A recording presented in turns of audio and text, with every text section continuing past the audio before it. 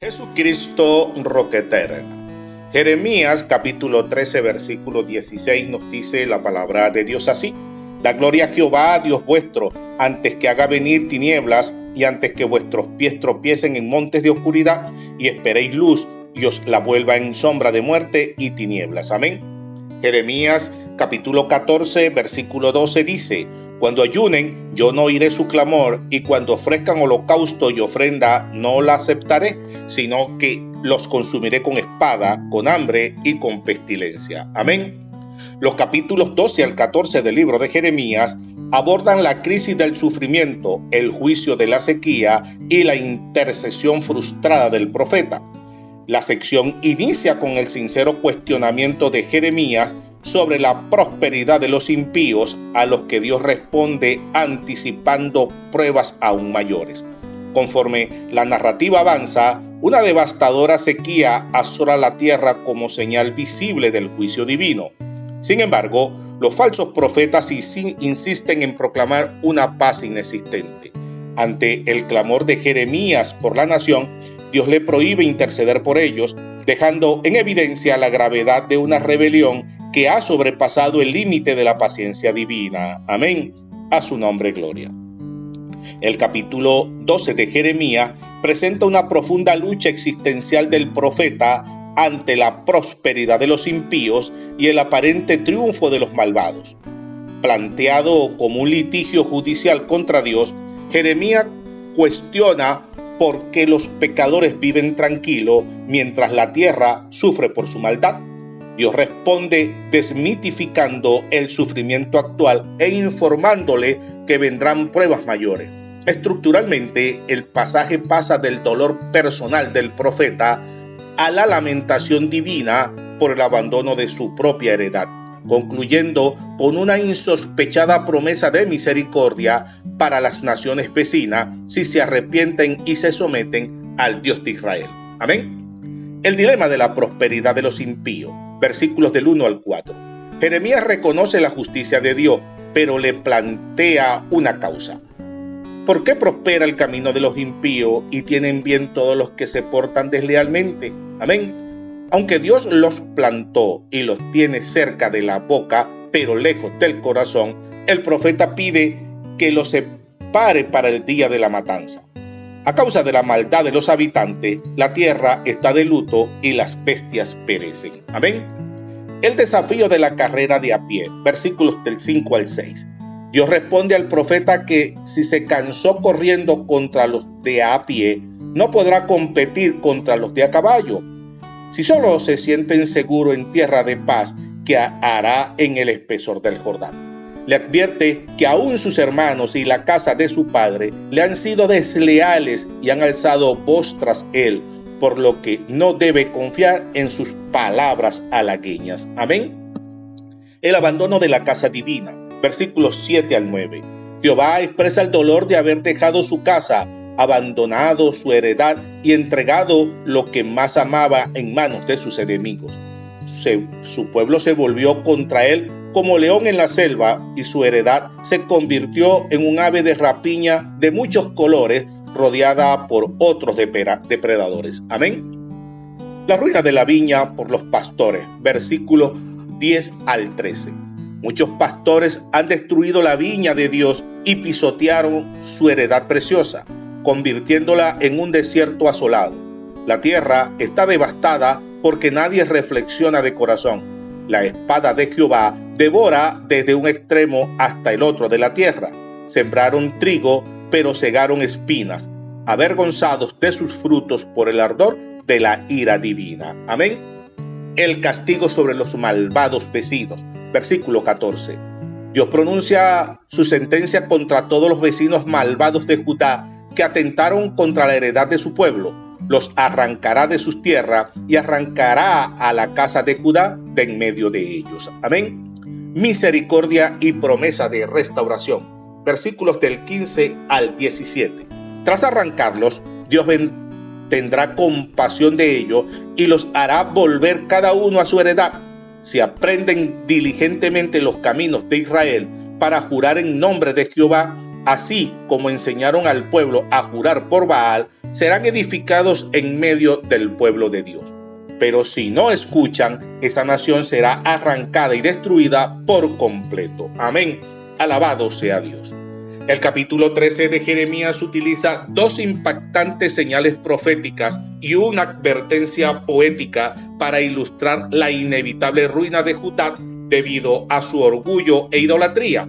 A través de la acción simbólica del cinto de lino podrido, Dios demuestra cómo la nación creada para estar íntimamente unida a Él como adorno y alabanza se ha vuelto inservible. Mediante la metáfora de las vasijas de vino, se anuncia la confusión y el quebrantamiento total de la sociedad. Estructuralmente, el pasaje concluye confrontando la terquedad arraigada de un pueblo incapaz de hacer el bien, condenado al exilio y a la vergüenza por su constante prostitución espiritual. Amén. El cinto de lino podrido junto al Éufrates. Versículos del 1 al 11. Dios ordena a Jeremías comprar un cinto de lino y ajustarlo a sus lomos sin mojarlo. Luego le manda ir al Éufrates y esconderlo en la hendidura de una peña. Pasados muchos días, Dios le ordena recuperarlo, pero el cinto se había podrido y no servía para nada. Jehová explica que así pudrirá la soberbia de Judá y Jerusalén, pues este pueblo malo que no lo escucha su palabra se ha vuelto inservible, habiéndolos unido a él para ser su pueblo y renombre. Rehusaron escuchar. Amén. Las parábolas de las vasijas de vino, versículos del 12 al 14. Se proclama la frase popular: toda tinaja se llenará de vino. Amén. Ante la respuesta burlesca del pueblo, Dios revela el significado espiritual.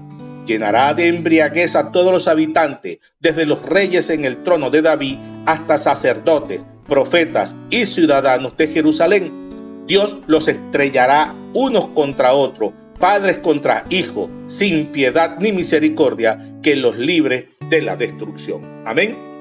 Llamado a la humillación antes de las tinieblas. Versículos 15 al 17. El profeta exhorta al pueblo a escuchar y no ser altivo, dando gloria a Jehová antes de que él haga venir tinieblas y sus pies tropiecen en los montes oscuros. Si no escuchan, el alma de Jeremías llorará en secreto por su soberbia, deshecha en lágrimas, porque el rebaño de Jehová será llevado cautivo. Amén. Mensaje a los reyes y la pérdida de la corona. Versículos 18 al 21.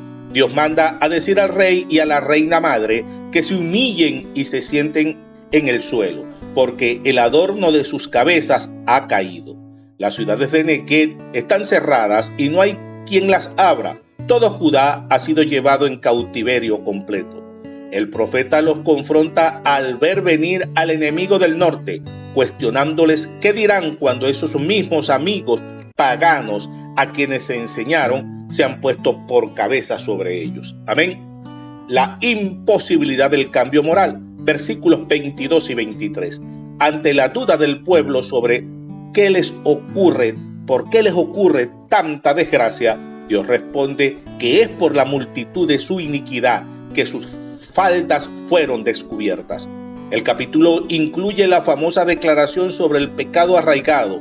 ¿Mudará el etíope su piel o el leopardo sus manchas? Amén. Así tampoco podréis vosotros hacer bien, estando habituados a hacer mal. Amén. Dispersión como paja y desnudez pública. Versículos 24 al 27. Dios promete esparcirlo como tamo que pasa con el viento del desierto. Esta es la suerte y la porción medida por Jehová, por haber olvidado y confiado en la mentira. Dios mismo levantará sus faldas sobre su rostro para que vea su vergüenza, habiendo visto sus adulterios, relinchos y la torpeza de su idolatría en los campos. El pasaje cierra con un lamento. ¡Ay de ti, Jerusalén! ¿No serás limpia ya? ¿Hasta cuándo? ¿Todavía? Amén. Alabado sea Dios. El capítulo 14 de Jeremías presenta la trágica intercesión del pueblo y del profeta en medio de una devastadora sequía que asola a la tierra de Judá. El desastre natural se convierte en la manifestación física del juicio divino sobre la nación. A pesar de los desesperados ruegos de Jeremías en favor de su pueblo, Dios rechaza repetidamente sus oraciones y le prohíbe interceder por ellos. Estructuralmente, el pasaje expone el conflicto entre las falsas visiones de paz de los profetas engañadores y la tajante realidad del castigo con espada, hambre y pestilencia, concluyendo con el amargo llanto de Jeremías ante la falta de remedio. Amén. En Lamentación de la tierra por la falta de agua. Versículos del 1 al 6. La palabra de Jehová describe el lamento de Judá. Los nobles envían a sus criados por agua, pero estos regresan con sus vasijas vacías, avergonzados y cubriéndose la cabeza. Los labradores se entristecen por la tierra agrietada. Las siervas abandonan a sus crías en los campos y los asnos monteses jadean como chacales porque no hay hierba ni vegetación. Amén. El ruego de Jeremías y la negativa divina. Versículos 7 al 12. Jeremías clama a Dios pidiendo que actúe por amor de su nombre, reconociendo las rebeliones del pueblo. Le pregunta a Jehová por qué es como un forastero en la tierra o como un hombre valiente incapaz de salvar. Sin embargo, Dios responde que este pueblo amó el vagar sin refrenar sus pies, por lo que no le son aceptos y recordará su iniquidad. Jehová le prohíbe explícitamente a Jeremías orar por el bien de la nación, advirtiendo que no oirá sus ayunos ni sacrificios, sino que los consumirá con espada, hambre y pestilencia. Amén. La trampa del engaño profético, versículos 13 al 15. Jeremías intenta excusar al pueblo señalando que los profetas les aseguran que no verán espada ni hambre, prometiendo paz verdadera. Dios responde que esos profetas profetizan mentira en su nombre, pues Él no los envió ni les habló. Esos falsos guías anuncian visiones vanas, adivinación y engaño de su propio corazón. Por tanto, Dios decreta que esos mismos profetas perecerán por las espadas y el hambre que negaban. Amén. El castigo del pueblo engañado y el llanto del profeta. Versículos 16 al 18. El pueblo que los escucha será arrojado a las calles de Jerusalén, víctima del hambre y la espada, sin que nadie los entierre a ellos ni a sus familias. Dios ordena a Jeremías derramar lágrimas de noche y de día por la gran herida de la Virgen, hija de su pueblo. Si sale al campo, ve muertos a espada, y si entra en la ciudad, ve los estragos del hambre, mientras profetas y sacerdotes vagan sin entender la tierra. Amén. ¿Has desechado del todo a Judá? Versículos 19 al 20. Amén. Jeremías clama una vez más preguntando si Dios ha aborrecido a Sión y por qué los ha herido sin dejar medicina. El pueblo esperaba paz y sanidad, pero solo sobrevino el terror. El profeta confiesa abiertamente la impiedad de la nación y la iniquidad de sus padres, reconociendo que han pecado directamente contra Jehová. Amén. Apelo al pacto y la vanidad de los ídolos. Versículos 21 y 22. El profeta suplica a Dios que no deshonre el trono de su gloria ni rompa el pacto hecho con ellos. Desmantela la inutilidad de los falsos dioses, preguntando si entre las idolatrías de las naciones hay alguna que pueda hacer llover o si los cielos pueden dar llovizna por sí mismos. Jeremías concluye afirmando que solo Jehová es el Dios que puede hacer estas cosas, por lo que esperarán únicamente en Él, a su nombre gloria. Amén. En resumen, esta sección concluye demostrando que ni las falsas promesas de los falsos profetas, ni las intercesiones de rutina pueden detener las consecuencias de un pecado persistente y sin arrepentimiento. A pesar de la severidad del juicio expuesto a través del sufrimiento de la tierra y la abstención de Dios frente al ruego de Jeremías, los capítulos 12 al 14 reafirman la justicia inquebrantable de Dios, enseñando que solo Él es la verdadera esperanza en tiempos de desierto y que la fe madura debe sostenerse en su soberanía, incluso cuando sus caminos desafían la comprensión humana. Amén. Alabado sea Dios. Oremos. Dios soberano y justo, Te damos gracias por las profundas enseñanzas de los capítulos 12 al 14 de Jeremías. Alabamos tu nombre y glorificamos tu gloria, dando honra a ti solamente, Señor, porque aún cuando no comprendemos el avance de los impíos ni el dolor del desierto, tú sigues teniendo el control de nuestras vidas y de nuestra historia. Perdónanos por las veces en que buscamos respuestas superficiales o confiamos en falsas seguridades. Gracias por ser nuestra verdadera esperanza en tiempos de sequía espiritual y por llamarnos a una fe firme que descansa en tu verdad y en tu justicia. Amén.